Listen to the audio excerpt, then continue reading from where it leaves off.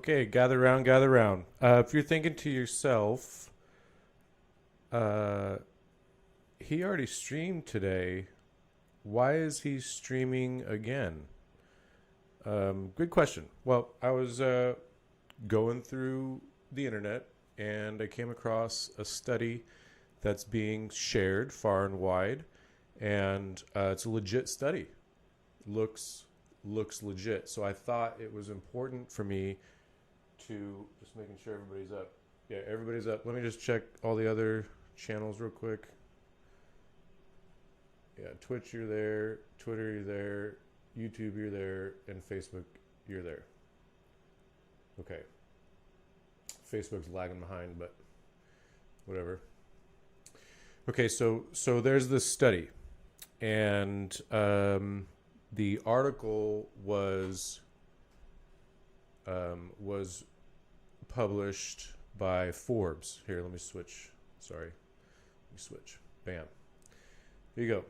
So, article published by Forbes, and new evidence suggests young children spread COVID-19 more efficiently than adults.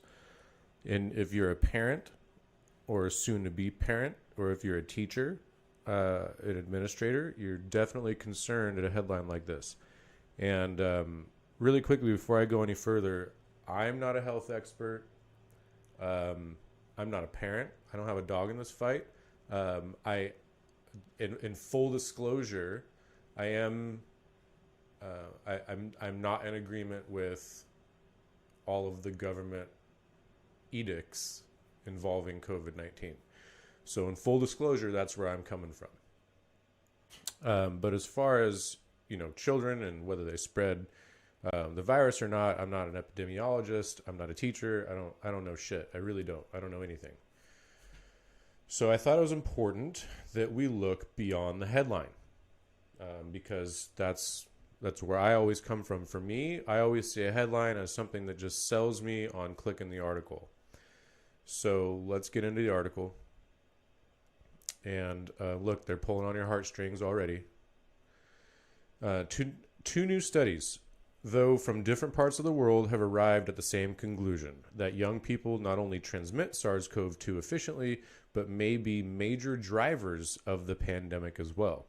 The first, which was published in the Journal of American Medicine yesterday, reports findings from a pediatric hospital in Chicago, Illinois. The second, which is a preprint manuscript awaiting peer review, was conducted in the mountainous province of Trento, Italy.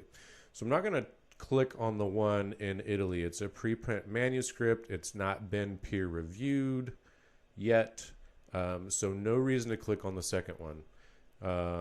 But let's go here. Let's just read the next paragraph, and then we'll do our own analysis. So the Chicago study examines the concentration of SARS-CoV-2 in the nasopharynx of the upper region of the throat that connects the nasal passages of children and adults. According to the results, children 5 years and younger who develop mild to moderate COVID-19 symptoms have 10 to 100 times as much SARS-CoV-2 in the nasopharynx as older children and adults. And I don't know if I'm saying this word nasopharynx correctly or not. I may not be. Totally possible. So what we need to do is find out, what did this JAMA study say? So we open it up. Here it is. Here's the JAMA network. So published July 30th. So it's not been very much time. What's the date? Is the 2nd. So it's only been out there in the public for a couple of days. So age-related differences in nasopharyngeal severe acute respiratory, so SARS-CoV-2 level in patients with mild to moderate coronavirus disease 2019.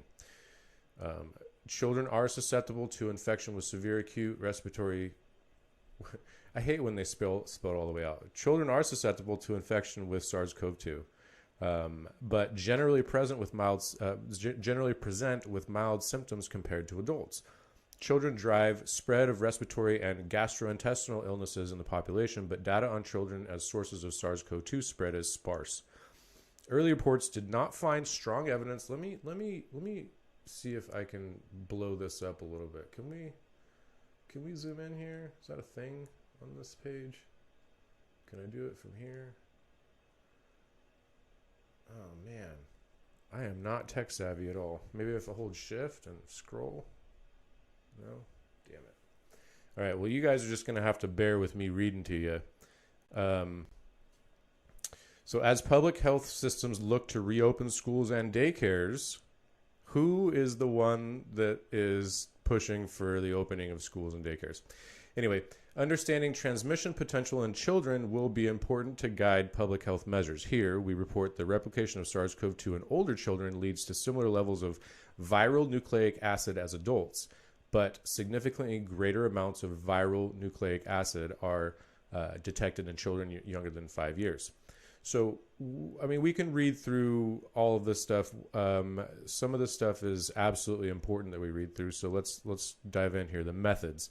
So between March 23rd and April 27th of this year, so roughly a month, they performed SARS-CoV-2 this PCR test on the nasopharyngeal swabs. So I'm assuming that these are the swabs that go super deep into the cavity, collected at various inpatient, outpatient, and emergency department and drive-through testing sites at a pediatric tertiary medical center in Chicago, Illinois. So right off the bat, I'm not an expert, but right off the bat, this was done at a pediatric tertiary, which tells me that they deal with mainly children. So I'm not saying anything other than that.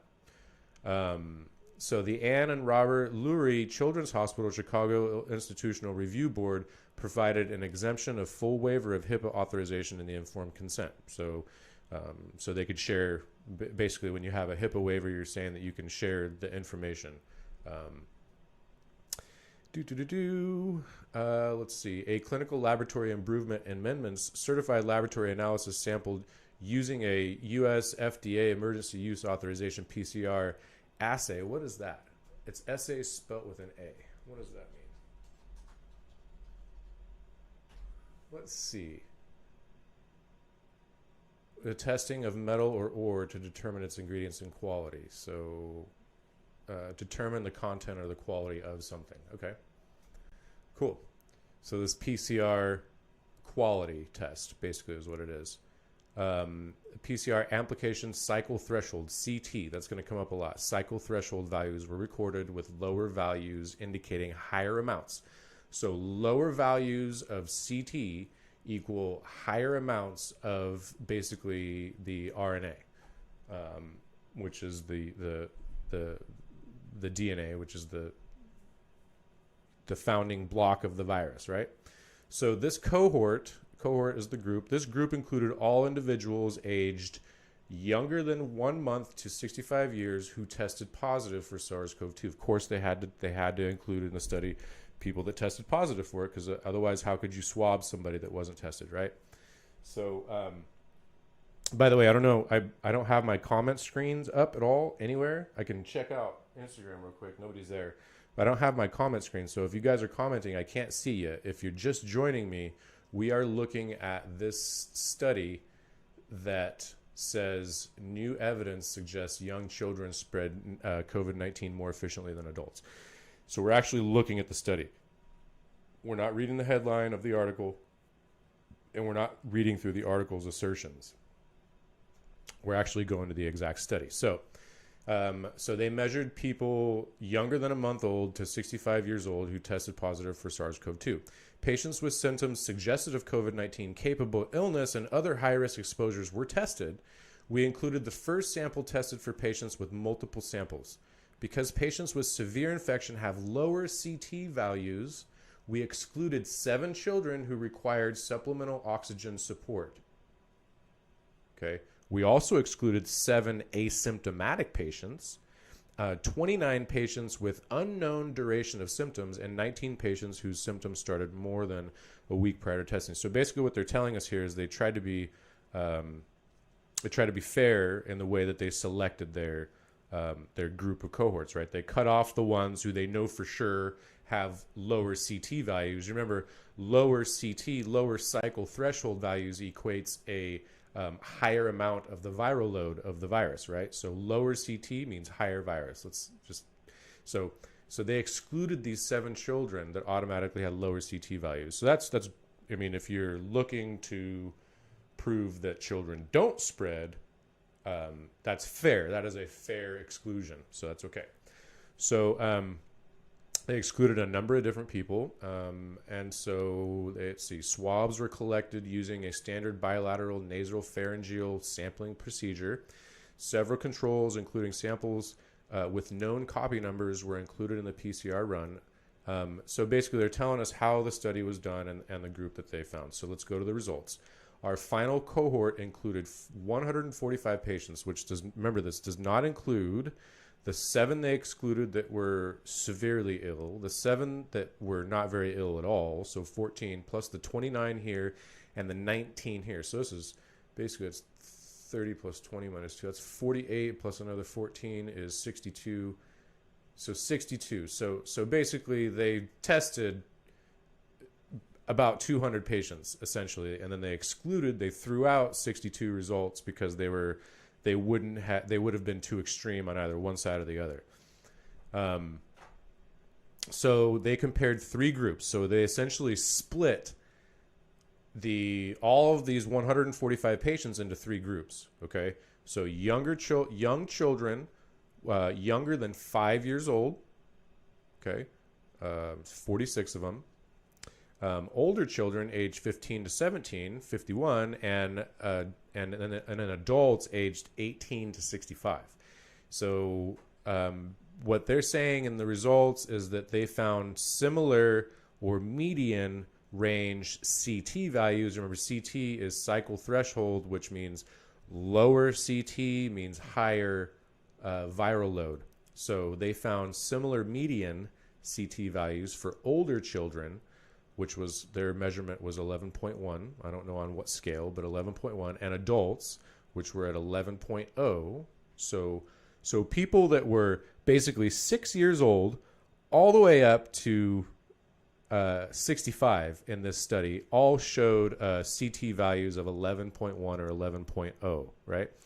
However, young children had significantly lower median CT values. Their CT values came in at 6.5. So that's alarming, right? That tells us that younger children, the age 5 and younger, have much lower cycle threshold values when they're infected with CoV-2, which means that they have a higher viral load in their upper respiratory tract. So that automatically, with that type of information, if we were just to pause right there and say, okay, we're done reading, that would tell us that, yeah, I mean, if a child that's younger obviously is going to be able to spread it around more than adult, right? So that's basically what they said. They indicated that a young adult may have equivalent or more viral nucleic acid in their upper respiratory tract compared to other older children and adults. Okay, so that's what they're concluding. Okay, so with all that being said, remember that when scientists and researchers publish something online, all it is essentially it's a hypothesis or a theory, and they don't present it as this. They present it as a study because it's a study, and studies are essentially hypotheses. You present a hypothesis and then you try to find the data that backs up that hypothesis, right? And so what you can see right off the bat is there are no citations of this study, meaning that there's no other researchers out there who have taken this study and added it to their own research. And so that tells us that this is not supporting of anything, which makes sense because it's only been in the marketplace for like 2 days. Look, it was published on July 30th, right? So, but another thing is that we got to look and see what this person or these people's peers. So Taylor Heald Sargent and William Muller and this Dr. Zhang, we got to see what their peers are saying. And so where can we see that? You can see that on the comment section, okay? So we're going to go down to the comment section and we're going to take a look and see what these researchers' peers have to say about the study. All right? Not what Forbes has to say about it. We're going to see what their peers have to say about it, right? Okay. So real quick, let me check my comments. I got to fix this, guys. Yeah, no comments yet. Okay, no problem. Good. I hope there are none. while I'm doing this, because this is important for me to get through. Let me jump back over to my screen. There we are. Okay, so can I still not zoom in? Oh yeah, I can. See? I can zoom in. All of a sudden, I know what I'm doing. Okay, so here's a bunch of references from their study above. Here's the comment section. So first comment. So age and CT relationship between 15 and 17-year-olds. That's what the title is. Thank you and your group for the important contribution to your understanding of COVID-19 epidemiology. Recognizing that the analysis might be limited by the relatively small sample size, can you comment on the relationship between age and PCR amplification cycle threshold within the age range?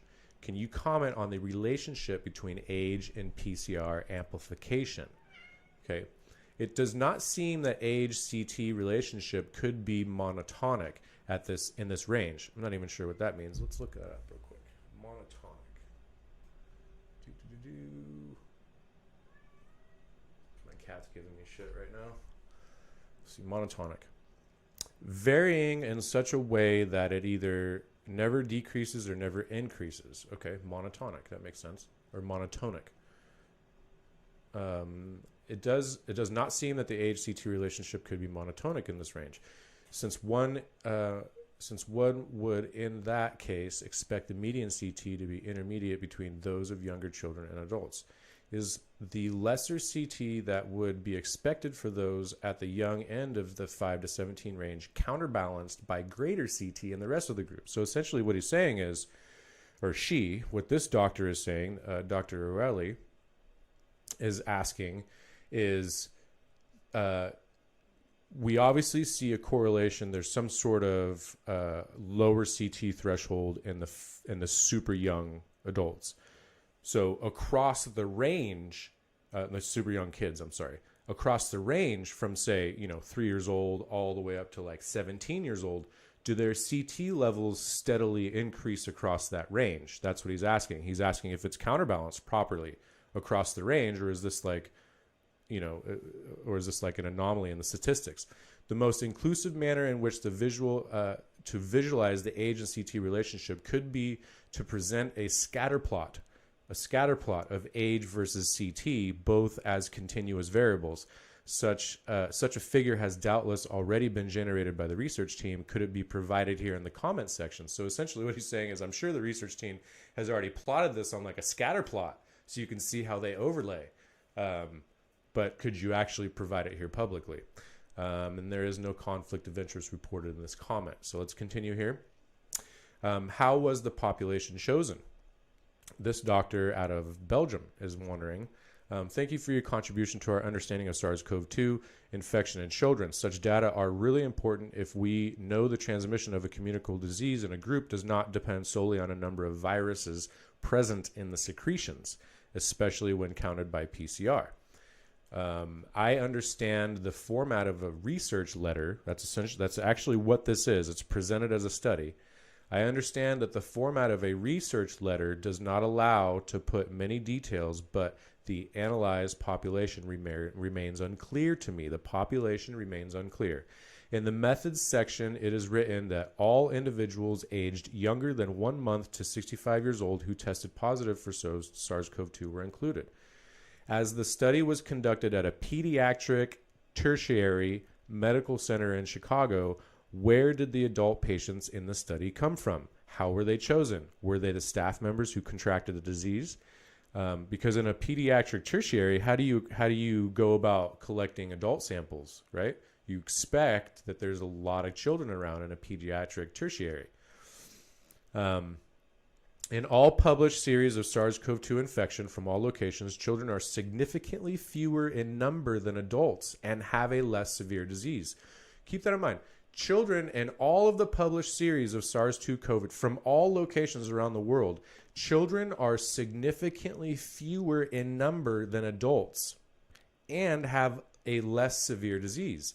How to explain that in your series, no adult had a severe disease when 7 of your children did. So remember when we said in the very beginning, when they narrowed down their cohort, right, then they narrowed down their group, they excluded 7 children who needed respiratory help because those children had an extreme reaction. But we know that adults have had more of an extreme reaction. So how is it, if this study was so randomized, randomly generated, how is it that you had 7 children that were super severe and you had 0 adults that you had to exclude because they were severe, right? So this guy brings up a legitimate question. How did you actually select your group? Is it possible that the adult population of the study is not comparable to a randomly selected adult population? Understanding the selection of the population is critical to the analysis of these data. We would also have liked to know if the difference between the children aged less than 5 years old and between 5 and 17 is not explained by higher viral load only in the very young infants. So basically what he's saying is he's saying the same thing that the former researcher said, which was, is this correlated? There's some sort of correlation across age. How is this not explained by a higher viral load only in very young infants? You would expect them to have a much higher viral load than the rest of the group. So, and then this guy goes on to say, it's unfortunate that such data of such importance are not presented in the form of a detailed article, especially in view of the suggestion that that young children could be a very important source for the spread of the epidemic, which is contrary to the majority of the data published to date. Look at that, which is contrary. Let's zoom in on this real quick. Take a screenshot, show your friends, tell your mom, tell your family, which is contrary to the majority of the data published to date. So, okay, so there's that one. So let's keep moving. So here you go. Here's the first response. So this guy here is the senior author of the paper. Okay. Thank you for your comments. The sample size did not permit a robust analysis of CT by age for each pediatric age group, but we did assess age versus CT in the 5 to 17 year age group, and there was no relationship. So essentially, he's responding to the other researchers that are asking for correlation across the entire sample size, and he's saying, no, we didn't do that, but we did assess age versus CT in the 17-year-old and the 5 through 17. And so there is no relationship between a higher age and a higher CT, which is a lower viral load. So he says, we chose to dichotomize our pediatric groups based on ages of school attendance. Why would they do that? Why would they, if you're actually trying to find data about how children spread the virus, right, then why are you only basing it on ages? You're dichotomizing your pediatric groups based on ages of school attendance. So, okay, I'm just saying. Similar to pediatric groups, all the adults tested had symptoms for fewer than 7 days and had and none had severe disease. While the adult population in our study may not be generalizable, that does not impact the findings of the young children having higher viral loads than the older children. Okay, so this guy, and remember, here's the conflict of interest. This is the senior author of the paper. So let's see what the next one says. And the general incidence rate of mild to moderate disease is lower in the younger pediatric age cohort. Is it possible that an alternate conclusion from the research is that greater viral levels are required to achieve the same severity of symptoms in the younger age cohort? So he's saying that another way we could look at this study is that there are greater viral loads that are equivalent to the same severity of symptoms in the younger ages. I don't know. That's an interesting thought. There was another one in here. I think it's the last one we'll get to, but here you go. This research letter underemphasizes the fact that this analysis relies on not just a small sample, but also one primarily obtained from a hospital setting as well as from mild to moderate patients with no additional weighting for the incredibly small incidence of this population within the under 10 population. So essentially what this What this person is also saying is something that the previous researcher had said, which was there in all of the studies that are published for SARS-CoV-2, there's not that many children that are affected with it. If you look at children as a percentage of a population, the rest of the population, the older adults, are the ones that are really dealing with this. People that are under 10, children that are under 10, yeah, there are some that have gotten it, and tragically, there's a handful that have passed, right, in America. But for the most part, all the data suggests that people under 10, children under 10, aren't really getting it. So let's say this research letter underemphasizes the fact that this analysis relies on not just a small sample, but also one primarily obtained from a hospital setting, as well as from mild to moderate patients with no additional weighting, and an incredibly small simple incidence of this population within the under 10 population.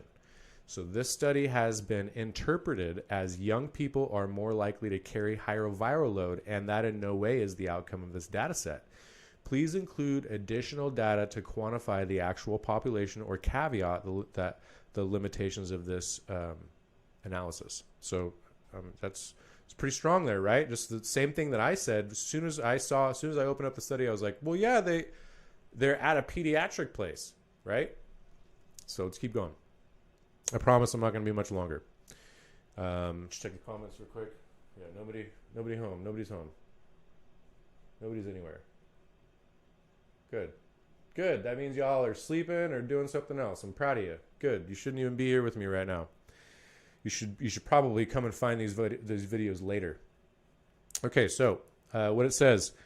So the Abbott real-time SARS-CoV-2 assay, remember that is a qualification test, right? That used in this paper says in its package insert that it is intended for qualitative detection of nucleic acid from SARS-CoV-2. I understand that one would expect the CT values to be lower with higher viral loads, but the assay is not really designed to draw quantitative conclusions.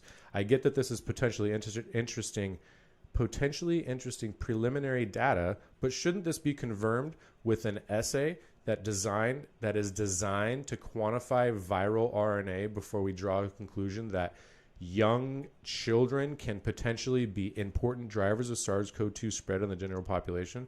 I mean, that's an interesting question, right? What he's saying is,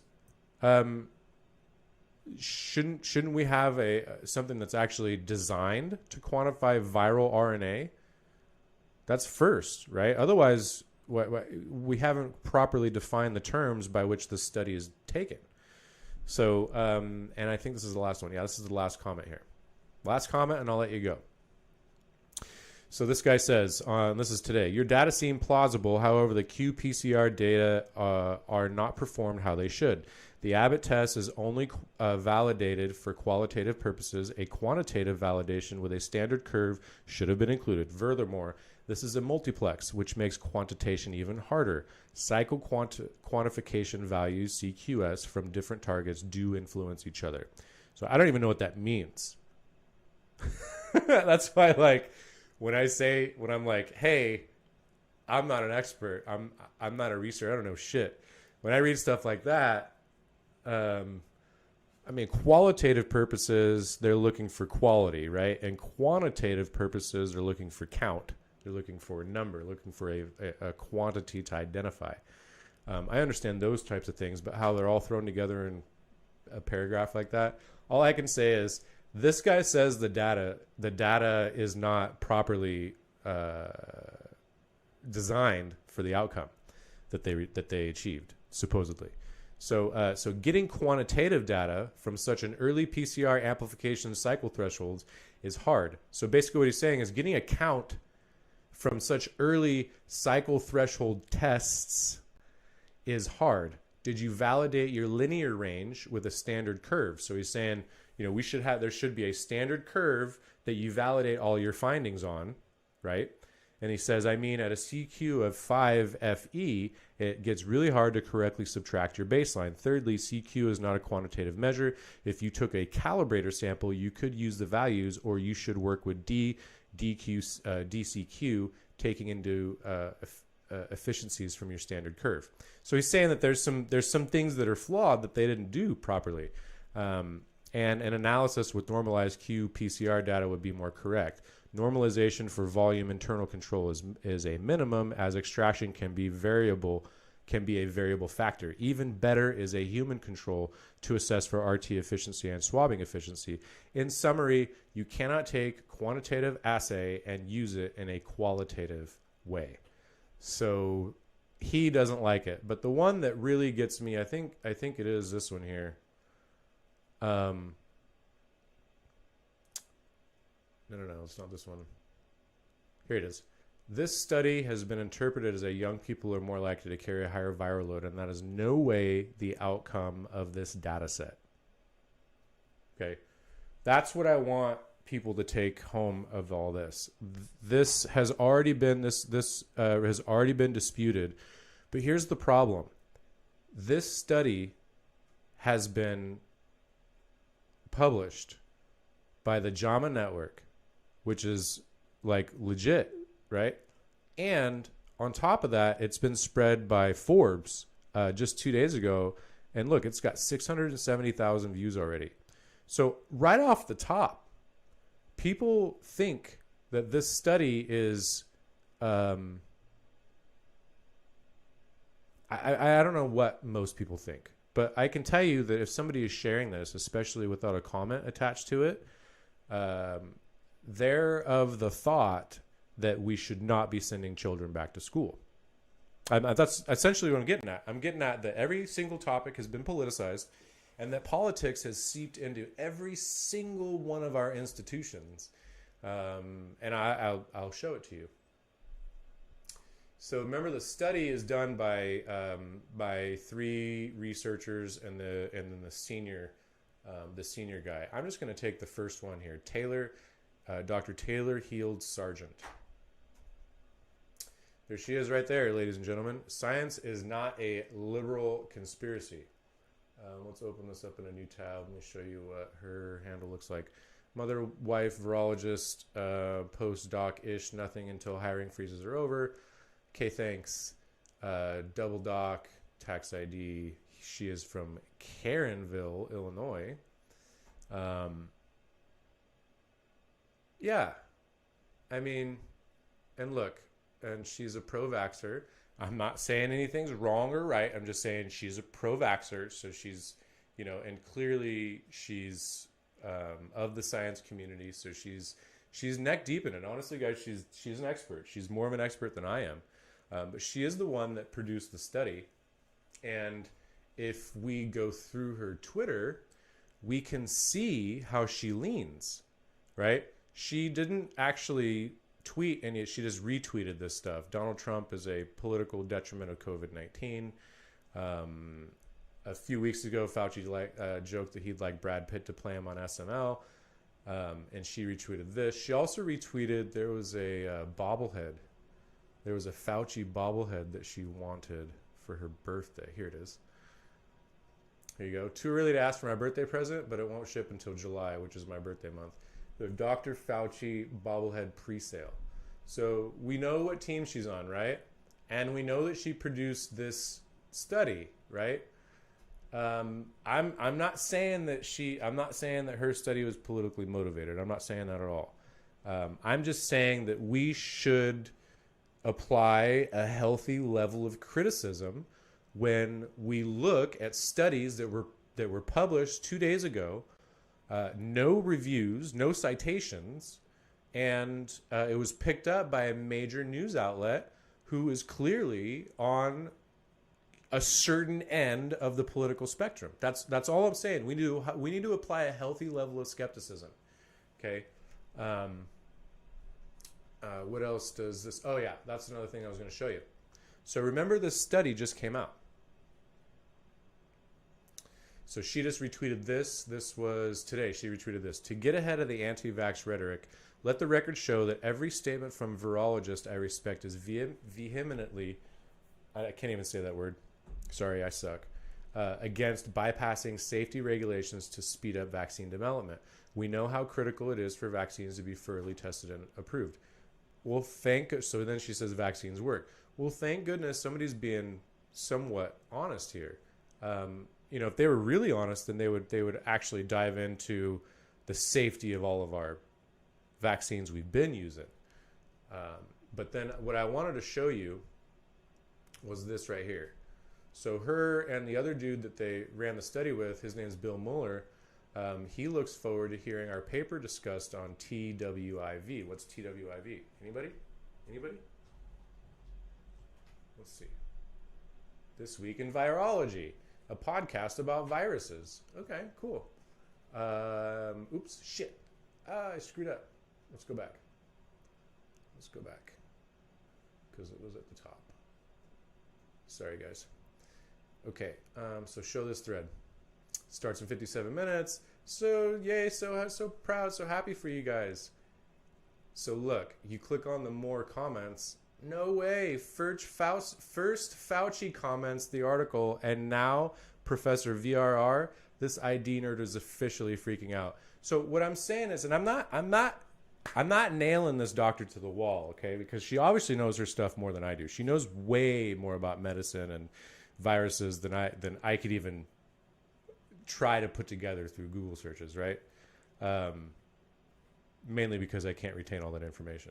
Because certainly Google has a lot of information. But what I am saying is that, and you've heard me say it before, think about the incentive structures, okay? So remember that this study was paid for by grants. Where's it at? This is the study. Oh yeah, this is the study. I just blew it up. So let's see.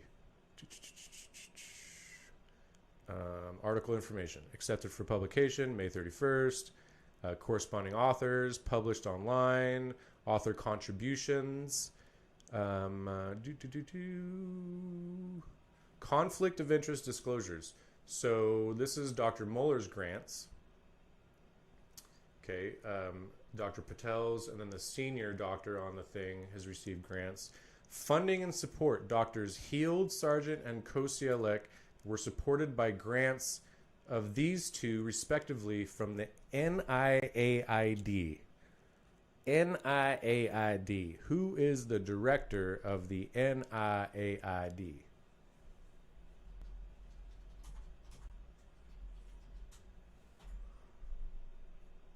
Dr. Anthony Fauci. All right.